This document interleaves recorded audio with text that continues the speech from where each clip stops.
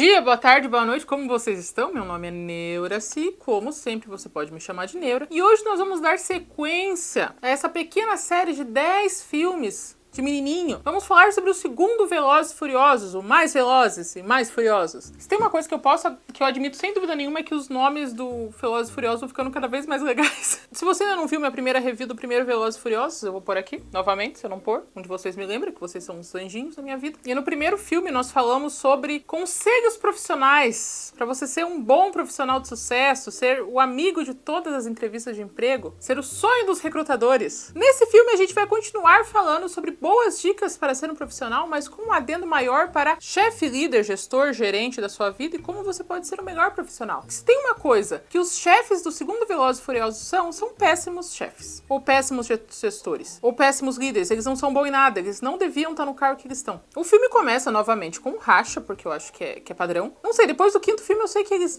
tocam foda-se, mas normalmente é isso. Começa com um racha, são 4, sem o racha tem que ser sempre 4 carros, né? Um tá faltando. E o Ludacris, que é o cerimonialista, é quem organiza os rachas, liga pro Brian e fala, venha cá, e o Brian fala, top, preciso do dinheiro, e vai lá pra corrida. E essa corrida é uma corrida tradicional igual a outra. Todas as mulheres que estão lá têm um único traço de personalidade, que é um tesão incrível por motoristas e carros. Mas um tesão mesmo, assim, elas estão tipo se tremendo quando elas veem um carro. A namorada do Vin Diesel não voltou com o Vin Diesel, a namorada que é a menina que me bateria na escola, não voltou também. Eles colocaram outra menina no lugar, que é uma menina muito bonita, não tem a menor ideia como atua, mas ela é muito bonita. E ela é motorista, só que ela é tipo uma motorista meio Barbie. Ela tem um carro rosa e ela tem amigas. Por que eu digo amigas? Porque os amigos dos outros concorrentes, dos outros corredores, eles são mecânicos e sabem mexer nas coisas. Elas estão limpando o carro. Eu já vou começar a falar, eu sei que é um filme público-alvo, não é mulheres, mas vocês podiam tentar, né, fazer elas terem mais de um traço de personalidade. Sutiã não é traço de personalidade, minissaia não é traço de personalidade, sabe? E o Brian, ele aparentemente tá vivendo numa oficina de carros, numa garagem. Ele chega, o carro dele tem fumaça que sai pela frente e fogo que sai no escapamento. Porque, né, Hot Wheels pra sempre. Ele é um carro, não sei nem se é possível, a parte do fogo é normal,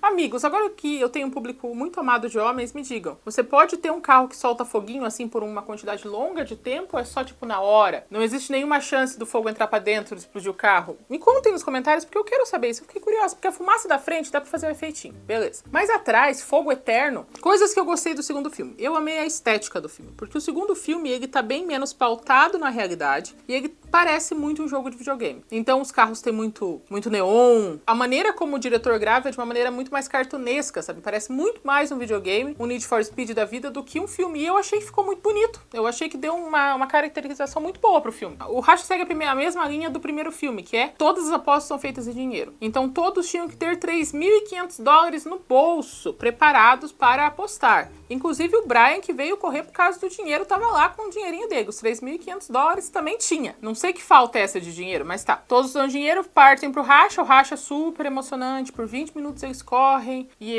aí tem muitos closes de olhos e de volantes e de marchas, que inclusive os carros devem ter 17 marchas, porque como eles mudam a marcha? Eles sobem, eles sobem, eles sobem, eles sobem. 18 marchas o carro. Olha pro som, olha pra tela, close no olho, corrida. Ficou bonita essa corrida, eu gostei dela. Porém, 17 marchas. E ainda tem uma ponte que sobe, e eles têm que pular pra chegar do outro lado da ponte, porque a ponte tem um buraco que chega pro rio. Emocionantíssimo. Quem ganha é Brian, obviamente ele ganha. Ele ganha, pega o dinheiro pra ele, só que daí quem aparece? A polícia, que aparece sempre logo depois que o racha acaba, não no meio, sempre no final. E eles prendem o Brian. No primeiro filme, os assaltantes usavam um gancho para roubar os caminhões, né? Caminhão via gancho. Então pegava o gancho, puxava o caminhão com o gancho. Nós tivemos uma inovação. No segundo filme, eles têm um gancho wireless. Ele não tem fio, ele se atraca no carro e daí ele solta um choquinho, um magnético, uma coisa assim, que faz o carro ficar parado. É um gancho 2.0 que os policiais têm para usar. O Brian é convocado pelos policiais da cidade, que ele tá em Miami agora. Eu não sei qual era outra cidade. Não era Miami? Não era tudo Miami?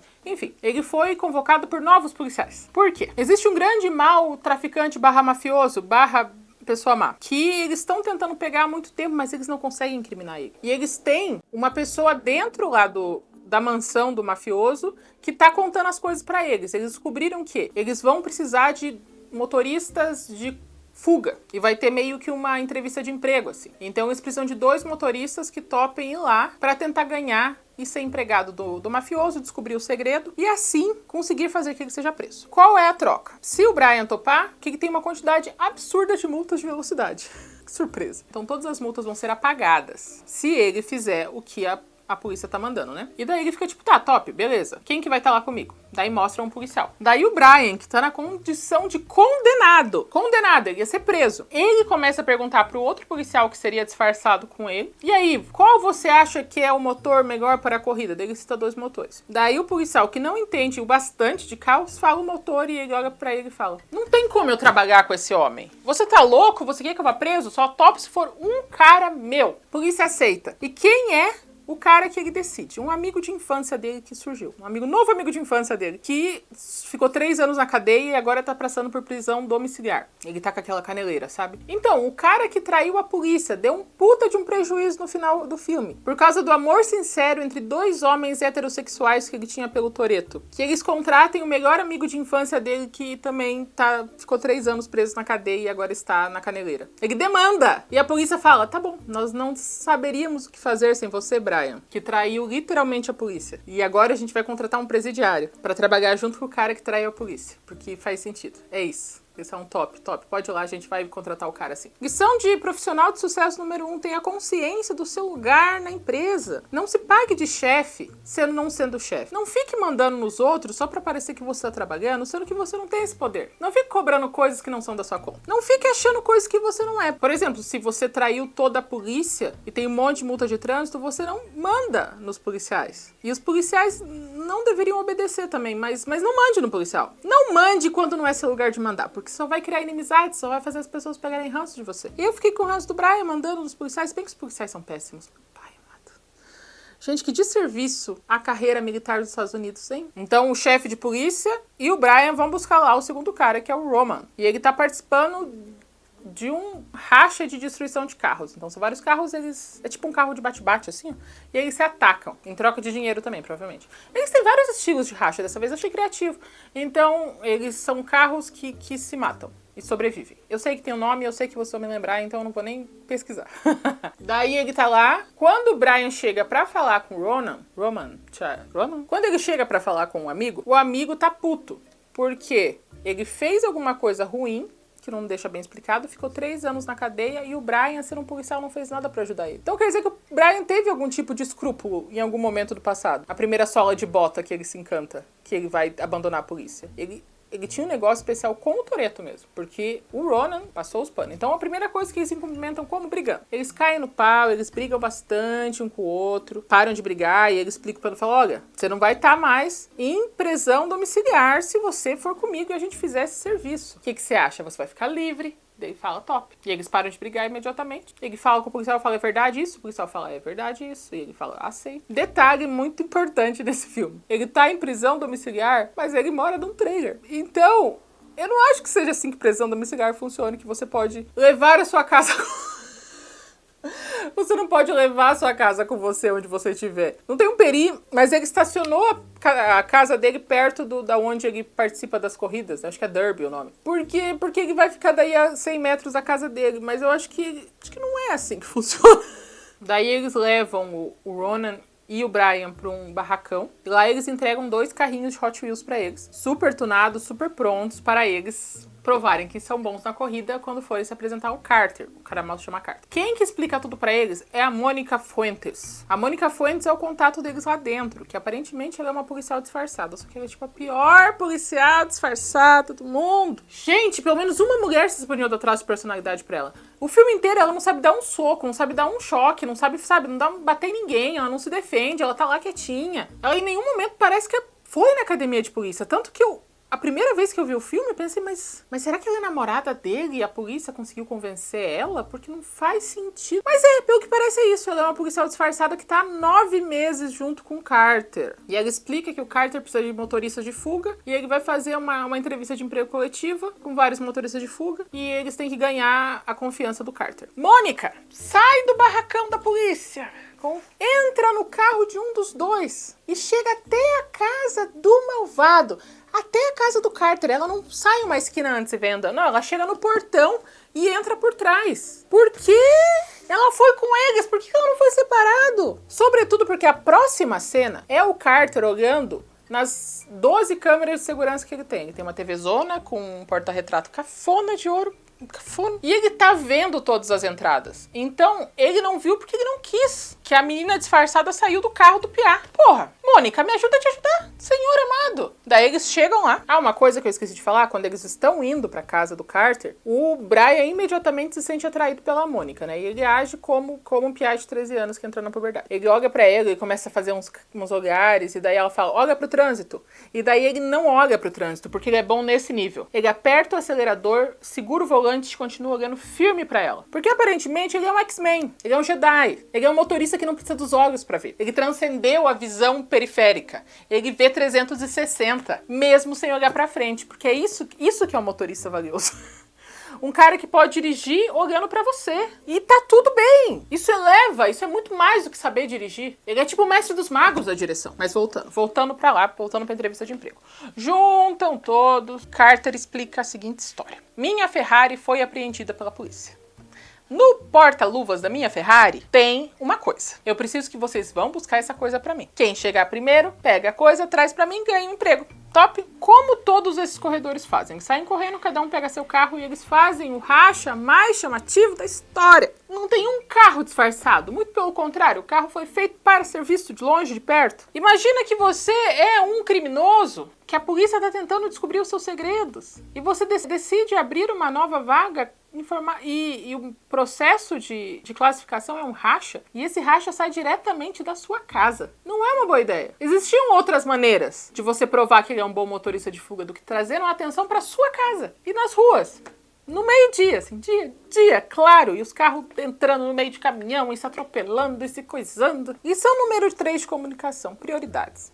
É uma boa ideia você fazer uma entrevista de emprego em formato de racha meio-dia e depois invadir um depósito de carros logo antes de sair da casa de um conhecido mafioso? Talvez não, né? Talvez você devia ver o que é importante você testar ele de uma forma secreta. Existem outras opções de você testar os seus futuros funcionários, inclusive você, gestor de RH. Precisa mesmo fazer aquela dinâmica perguntando qual animal em extinção você seria? Precisa da GUP, todo mundo odeia? A pessoa precisa ter currículo, portfólio, indicação de alguém e saber a própria pretensão salarial. Precisa disso? Precisa. Prioridade não é achar alguém bom? Talvez você esteja perdendo alguém bom, porque ela perdeu na fase 4 das entrevistas, porque ela não conseguiu imaginar direito que objeto ela seria se ela morasse no armário do escritório. Não seja que nem o Carter. Não crie dinâmicas absurdas. Foca no trabalho, na competência, sabe? Coisa que o Carter não fez. Todos estão correndo, obviamente. O Brian e o Ronan chegam primeiro. Eles chegam primeiro, eles arrebentam o portão e os carros que eles estão usando são rastreados, porque foram carros que a polícia forneceu. A polícia forneceu os carros e ela sabia que ia ter um processo seletivo e que envolveria a corrida. Mas por quê? A polícia viu que eles estavam correndo e falaram, eles estão correndo para algum lugar, vamos lá. E eles usaram o rastreador para ir atrás dos dois que são disfarçados. Chegando lá, eles começam a atirar loucamente. O que acontece depois disso? O Ronan começa a atirar na polícia que contratou ele. Vocês estão entendendo que a polícia chegou lá porque elas têm um rastreador, mas o objetivo era encontrar o cara mau, o Carter. Mas eles não pensaram nisso. Eles pensaram, eles estão correndo, vamos atrás. O Ronan pensou assim, essa polícia que me contratou tá atirando em mim, vou atirar de volta. Eles são números 4 ou 3, me perdi. Comunicação, né? Comunicação mínima entre pessoas. Talvez não só comunicação, mas também organização. Eu tinha um chefe, meu penúltimo chefe, que ele tinha várias reuniões individuais com cada um dos funcionários e ele meio que passava um aspecto da informação para cada um. E daí você saía da sala de reunião pensando, eu posso fazer o que eu quiser, ele me deu carta branca. Daí ele falava para outra pessoa, ignora a neura, faz o que eu tô te mandando. E ele contava um aspecto do que ele queria para cada um. Então a gente tava numa sala e ninguém sabia o que o outro estava fazendo, porque o chefe não explicou direito para todo mundo o que era para fazer. Ele não comunicou toda a informação para todos. ao mesmo tempo. E se por acaso a gente metaforicamente entrasse num tiroteio, nós iríamos matar uns aos outros. Porque ninguém sabe onde cada um tá indo. Que é o que ele fez. Se tivesse um chefe falando, não, você não pode perseguir os caras que a gente contratou para se infiltrarem. Ronan, você não pode atirar na polícia, porque você é contratado da polícia. Nós estamos na mesma página? O próximo plano é qual? Então, eles vão fazer esse racha sim, mas tem um objetivo. Então, a polícia não vai entrar nisso, tá bom, polícia? Vocês estão me entendendo? Vocês todos? Tinha que ter feito isso. Não fizeram. Então, deu essa... Eu não sei nem palavra para explicar esse BO que a polícia tirando... Eles conseguem achar o que estava dentro. Só que não estava no porta-luvas da Ferrari, estava no bolso entre os bancos. Que é quase um 5.2, assim, de lição de ser um bom gestor. Verifica se você passou a informação completa, sabe? Porque às vezes você tá esperando uma coisa e a pessoa não tem essa informação. Quando vocês contratarem alguém, explica tudo que ela tem que fazer. Tudo, sabe? Não só metade pra não assustar ela. Explica tudo. Não fala que o pacote secreto tá no porta-luva quando ele tá no bolso. Porque eles são novos. Eles não teriam como adivinhar que você guardou em outro lugar por causa de um teste. Então, você líder, gestor, chefe, gerente, pense assim. Tudo que essa pessoa precisa para fazer o trabalho dela foi passado com palavras ou por escrito, de maneira completa e comprovada? Se sim ou não, daí você repercute a partir disso. Porque tá tanta merda isso de você esperar, que é o adendo, né? Você passa um quinto da informação e você espera que a pessoa faça todo o rolê, mas não tem como ela adivinhar algumas coisas. Tem um vídeo sobre isso chamado A Maldição do Conhecimento, por aqui também. Ele é bem bom, ele explica sobre isso, sobre você achar que a pessoa sabe o que você sabe. Eles pegam um pacote, voltam pra casa do Carter, chegando lá, o Carter abre o pacote, tem um charuto, um isqueiro e um cortador de charuto, que é aquele negocinho assim que você põe o charuto e corta. Daí eles olham o Ronan, que não tem filtro de palavra. Você fez a gente entrar aquilo pra roubar um charuto? Ele explica, não, a Ferrari é minha, o depósito também é meu e o que eu fiz foi uma entrevista de emprego. Vocês estão contratados. Hoje à noite vamos acertar todos os detalhes numa balada, tá bom? Tá bom, top. Eles estão indo embora, ele volta e fala, Ronan, devolve meu cortador de charuto. O Ronan roubou o cortador de charuto. Ronan fuma charuto? Não até o final desse filme. Ronan, sabe o valor de revenda de um charuto? Provavelmente não é tão alto quanto a liberdade dele. Gente, lição número... Vou parar de falar o número porque eu já me perdi. Pensa a longo prazo, sabe? Vale a pena fazer essa coisinha? Vale a pena roubar 100 folhas sulfite todo dia? A longo prazo, o que você tá ganhando, o que você tá perdendo? Pense a longo prazo, pensa daqui 5 anos. Porque ele roubou o cortador de charuto. Não foi nem dinheiro. Foi o cortador. Ele fez isso por poder. Ele fez isso pra mostrar quem manda. Ele não fez isso pra sobreviver, sabe? Pra pagar as contas. Foda isso. Nossa, o Ronan é todo um probleminha, né? O Ronan não devia ser contratado em lugar nenhum. Ele é o pesadelo do LinkedIn. Pai amado. Os dois saem da casa do mafioso e vão para o segundo sonho molhado de um adolescente, que no primeiro filme a gente falou. Como Velozes e Furiosos é uma fanfic de meninos, porque tem tudo que ele sonha, a gente tem um adendo à fanfic de menininhos. Atenção pra isso, hein? É uma oficina de carros que fica do lado de um lago ou do mar, ou de um lago-mar. Então você pode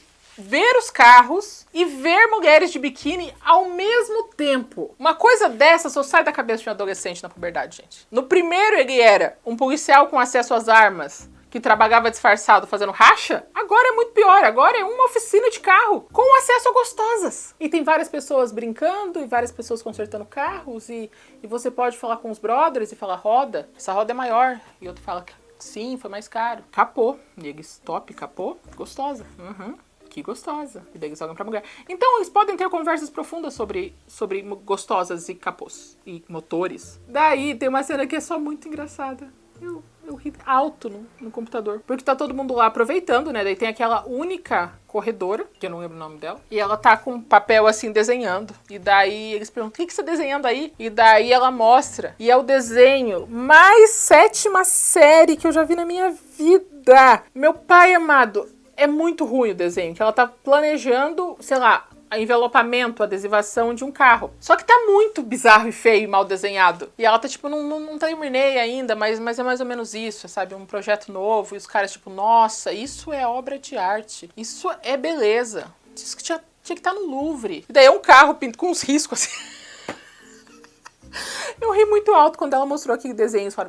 Top, mulher, você sabe desenhar envelopamento de carro. Eles falam com uma seriedade, todo mundo é tipo muito massa, minha irmã em corrida. O que eles foram fazer lá na oficina? Eles foram pedir para um mecânico tirar os rastreadores do carro. Mas por que eles estão tirando os rastreadores do carro, sendo que a polícia precisa rastrear eles, só que eles são contratados da polícia? Por quê? Eles vão pra onde com esses carros, gente? Mas eles não conseguem. O cara fala, não, esse rastreador ele é muito poderoso, ele tá muito misturado com coisas do carro. Quem tá te rastreando sabe até se você tá usando cinto de segurança ou não. E eles, puxa, que tristeza, hein? Foda, foda, foda. Pois é, obrigada por tentar. E eles estão indo em direção à polícia pra contar o que eles descobriram, né? Só que eles percebem, do lado da oficina, um carro marrom, na luz do sol, com os dois capangas do Carter olhando pra eles, assim. Porque eles estão a 1 metro de distância. É ridículo. O Brian olha pro Ronan e fala, olha, disfarça, disfarça, disfarça, disfarça. Mas se você perceber ali do lado, eles estão seguindo a gente desde quando a gente saiu de lá. E ele tá tipo aqui, assim. Dá pra ver bem eles. Bastante mesmo. Daí o Ronan fala, top, eu vou dar um jeito nisso. O que o Ronan, liberdade condicional, contratado da polícia, faz? Metade contratado da polícia e metade contratado pelo Carter, que é a capanga. Ele pega um borrifador normal, enche de gasolina, espirra a gasolina no vidro do carro e bota fogo no vidro do carro. Seria essa mesmo uma boa ideia? A longo prazo. Voltamos ao longo prazo, planejamento. Seria uma boa ideia você botar fogo no vidro dos capangas do cara mal? Não deveria ter outras maneiras de você fazer isso sem ser a maneira mais suspeita da história, Ronan? Mas eles fazem isso e eles se saem e vão encontrar a polícia, assim, imediatamente. Enquanto eles estão indo até a polícia, deixa eu abrir um adendo que eu não compreendo. Por que o Brian se veste tão mal nesse e no outro? Por quê? O Brian tava usando um All-Star preto e uma meia enrugada no pé. Isso não era moda em 2003 e 2004, que eu estava lá. E você podia usar All-Star, mas ia ser com a meia esticada ou sem meia nenhuma. Mas aquela meia enrugada na ponta do pé, por quê? Ele só usa esse único sapato. Esse All-Star o filme inteiro. Todas as roupas dele são uma variação de camiseta e bermuda. Parece que ele saiu de casa, tomou café, foi gravar e voltou com pão, assim. Ele foi na padaria e acabou decidindo gravar um filme. Não seria um problema se todo mundo se vestisse que nem ele. O problema é que o Ronan, ele é todo estiloso. Ele se veste muito bem. Todas as roupas que ele usa são ótimas. O da Chris, ele tem roupas que eu usaria agora, porque eu gostei tanto. A menina motorista, ela tem umas roupas muito legal também, que ela vai pra corrida. Muito bonitas. Todo mundo é estiloso e bem vestido. Menos o Brian. O que o filme quis me dizer com isso? Eles não gostavam do Brian? Será que ele arranjou briga com a equipe de figurino? Porque é muito distoante você ver o Ronan e ver eles juntos. Parece que o Ronan saiu de uma passarela, assim. E o Brian tava varrendo a calçada. O Ronan muda de sapato umas 10 vezes. Ele tá de All-Star, ele só tem um par de sapato no filme inteiro. All-Star com a meia enrugada, bermuda embaixo do joelho e camiseta. Como se a mãe dele vestisse. Daí eles conseguiram afugentar os pangas do Carter, botando fogo no vidro do carro dele. Eles chegam na polícia e eles começam a explicar o que tá acontecendo. Ronan, que é desconfiado, falou: o contato infiltrado de vocês está pegando o Carter. O que ela definitivamente está? Ela está pegando o Carter. Eu acho que o filme deixa isso bem claro, que ela decidiu ser uma policial disfarçada de uma maneira bem disfarçada mesmo. Ela se entregou para esse trabalho. Inclusive, eles são profissional, existe um limite que você tem que se entregar pro seu trabalho. Eu acho que você não devia se prostituir como subproduto do seu trabalho, que é o que ela literalmente está fazendo. Sabe, tem um limite para você se doar para a empresa. Você pegar o traficante mafioso mal para manter um disfarce não é uma boa ideia. Eu acho que aí passou do limite, sabe? Encontra seu limite, não passa do limite, não. Não faz que nem ela, não faz que nem a Mônica, que tá realmente, ela tá pegando ele. Não tem contexto que a gente consiga criar que não diga que ela tá pegando ele. Mas todo mundo fica tipo, meu Deus, como assim? Só porque ela tá 9 meses do lado dele? Só porque eles beijam na boca? Claro que não. Daí o policial olha pro Brian e fala: o que você acha disso? Já que você é expert em virar casaca. Ronan, o que foi, cara? Daí eles explicam toda a história. Que o Brian desenvolveu um amor sincero, heterossexual pelo Toretto. E ele largou todo mundo para lutar por esse amor que ele tem pelo Toretto de maneira heterossexual. Porque é por isso que ele não é mais um policial, porque ele meio que traiu toda a polícia. A gente teve vários prejuízos por causa dele. Meses de trabalho infiltrado. Porque ele traiu a polícia. Daí o Ronan fica tipo, sério, cara, como é que você fez isso? E ele, não quero falar sobre isso. São águas passadas, não quero falar sobre isso. Lição pra ser um gestor de sucesso, pra ser um profissional de sucesso. Às vezes as pessoas não precisam de uma segunda chance, sabe? Às vezes as ações dela tá top demitir. Talvez exista outros profissionais igualmente qualificados na categoria corrida de racha. Algumas pessoas não precisam da segunda chance. Sobretudo aquela que traiu toda a justiça de Miami por causa do amor sincero heterossexual que ela tem por outro homem. Daí os dois saem apavorados, né? E os dois estão pensando em um plano B. Pra falar, cara, se der merda a gente precisa fugir. Eles falam, pois é, a gente precisa fugir, o que a gente vai fazer? E eles pensam... Eles só têm um pensamento, né? Carro. Então a gente precisa de novos 2 carros não rastreados. Como eles conseguem esses carros novos? Via racha. Porque também é a única maneira de conseguir um carro via racha. Então o Ludacris marca um racha. Como eu falei, gostei das categorias de racha. Esse racha é tipo corrida com bastão, sabe? Que você passa para outra pessoa. Então eles chamaram 2 pessoas aleatórias com as suas namoradas para participar dessa corrida. O preço era o carro do oponente. O Ludacris não ganhava nada com isso. Ele apenas é amiguinho. Só que um tinha que correr até um ponto. Quando quando ele chegasse no ponto, o outro carro entrava no lugar e depois o outro carro entrava no lugar. Então cada um corria metade da corrida. Revezamento!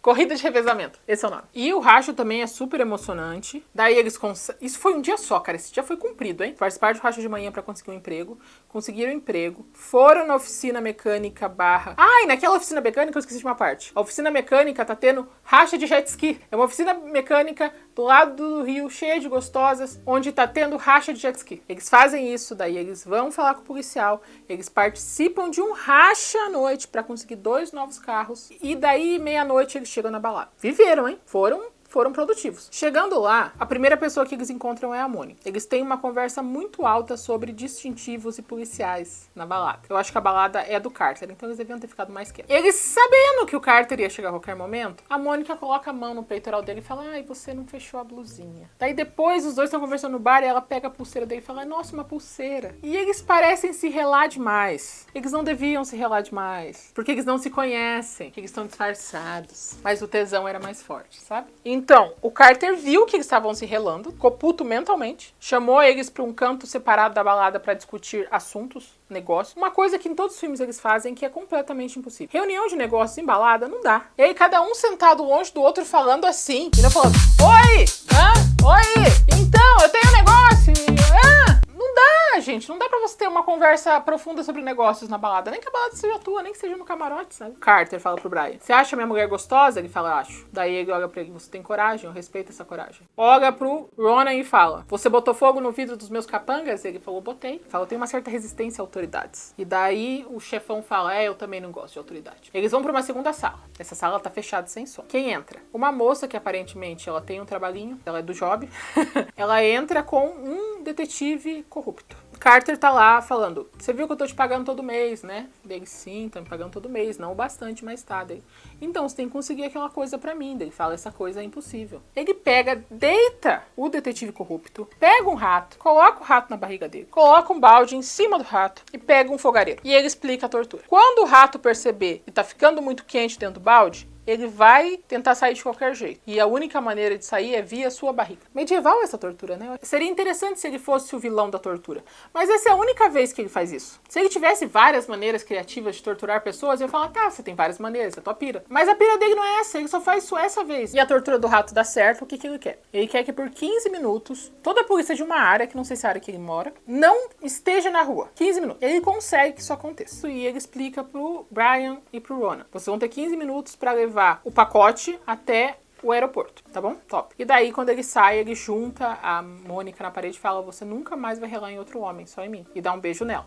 Como eu falei, ela tá se vendendo demais pra esse trabalho. Vamos pôr um limite aí. Daí o Brian, que como eu falei, tá morando... Parece não é um barco, parece que é um quarto flutuante. Ele tá morando num quarto flutuante pra fora da oficina. Quem aparece pra falar com ele de manhã cedinho? A Mônica. Só que ela aparece em formato de espírito, assim, de fantasma. Que ela chega do além, o cabelo dela tá molhado, mas a roupa dela tá seca. E ela conta pra ele que depois que eles conseguirem fazer o trabalho, o Carter vai matar eles. Então é bom eles fugirem antes. Quem está atrás dela, assim, imediatamente? Os 2 capangas. Então ela fez um péssimo serviço, sei lá, voando até lá. Porque ela veio nadando, ela veio correndo. Por que o cabelo dela tá molhado e a roupa tá seca, gente? Daí quem entra na hora... O Ronan fala: puta que pariu, eu sabia que vocês estavam se pegando. Porra, você tem que pegar logo ela. E logo atrás estão os capangas. O Ronan sai pra disfarçar até que ela fuja.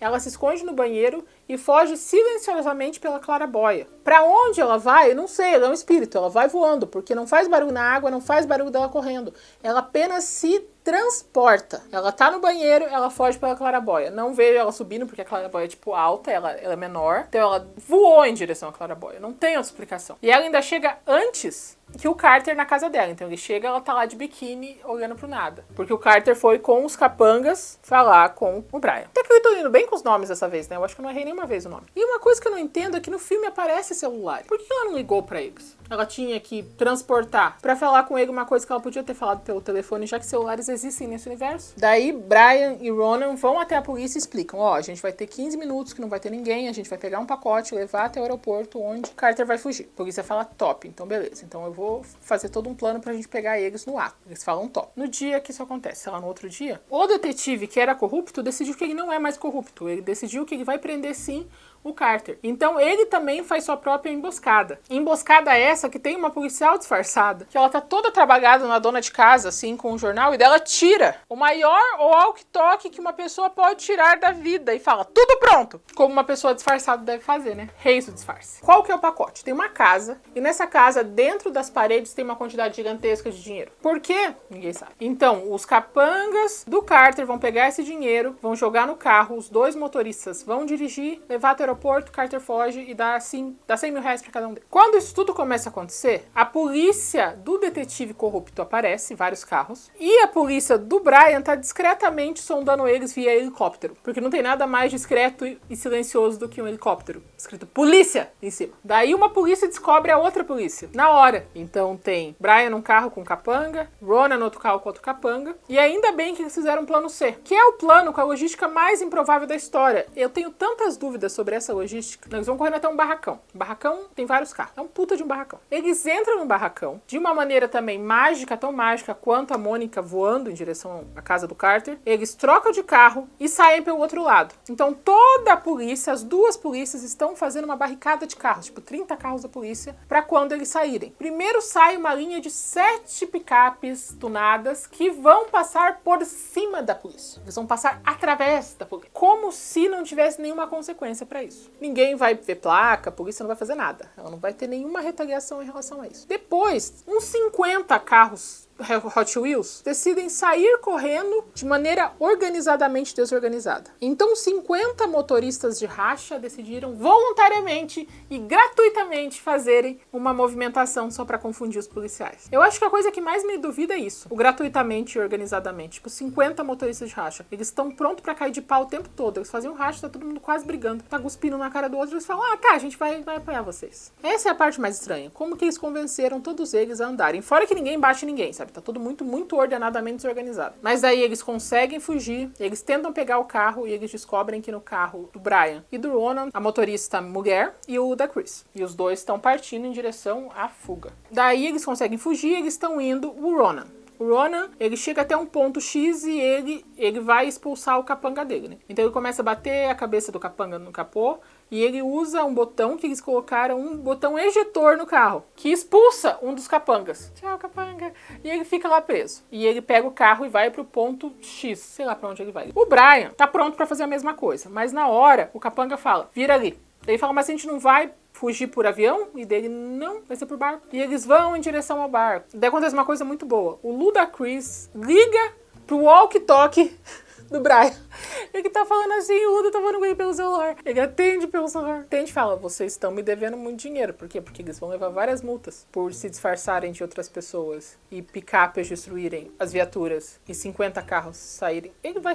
bastante coisa, vai ser uma multa bem grande. Daí o Brian avisa o Ronan falando, olha, mudança de planos. Na verdade, nós dois vamos lá no lugar do barco, não vai ser o lugar do avião. Inclusive, a polícia do Brian tava lá e prendeu ninguém, porque o Carter não tava lá, né? Brian chega com o dinheiro no porta-mala, encontrando o Carter indo de barco. E daí ele fala, eu só contei pra uma pessoa que eu ia fugir de avião, que foi a Mônica. Então ele descobriu que a Mônica também tava traindo ele. Ele pega o dinheiro, fica puto, leva a Mônica pra dentro do barco. E ela continua a ser uma moça indefesa e não uma policial. Ela não tem uma movimentação, ela não tenta fugir, ela não bate ninguém, ela não faz nada. O capanga pega o Brian e leva ele para um lugar para matar ele. Quando ele vai matar o Brian, quem que chega? Ronan. Chega e atropela um carro no outro. Daí os dois batem no capanga, pegam o carro, correm em direção ao barco. Eles correm em direção ao barco e da mesma maneira como o Brian pulou a ponte no começo do filme, ele pula o mar. Tem uma rampa, ele pula o mar. E eu não tenho nada de ruim pra falar isso. Por quê? Porque nesse universo já foi colocado que a realidade não existe. A lógica não existe. Então tudo bem, eu não tenho nenhum problema com isso. Eles aterrissando no barco o carro. Eles aterrissam, atiram no Carter. A polícia, ele fala, então a gente tá livre? A polícia fala, estão. Vocês são 2 homens livres. E eles esconderam um monte de dinheiro do traficante entre eles, assim, nos bolsos. Em vários lugares. E eles saem abraçados em direção ao pôr do sol, porque eles vão abrir uma oficina pra ele. Esse é o filme. Eu gostei mais desse do que do primeiro, sinceramente falando. Gostei da estética, eu achei que eles foram criativos em muita gravação. Gostei sim. Menos, claro, os policiais, né? Eles não têm uma atitude que presta. O filme é bom é forte, né? Mas eu me diverti vendo o filme, mas os policiais realmente precisam ser demitidos. Não tem muito o que falar em relação a isso. E vocês? Qual é o Velozes e Furiosos preferido de vocês? Me conte nos comentários. Em algum momento do futuro, teremos o próximo, e o próximo, e o próximo, e eu pretendo fazer antes de aparecer o 11º Velozes e Furiosos. Pra eu não ter que... Porque agora só faltam 8. Se eu conseguir fazer os 8 antes do 11º sair, eu ainda consigo fazer até o lançamento do 11º. Existe uma esperança. Não se esquece que eu tenho uma série de links de favoritos meus da Amazon, que se você clicar, você vai estar me ajudando no canal. Caso você queira, também temos a opção de ser membro do canal, temos valores cada vez mais diferentes e logo muitas novidades, que eu espero que seja logo. Não se esqueça de curtir esse vídeo, me mostrar para alguém, se inscrever e a gente se vê na próxima semana ou a qualquer momento.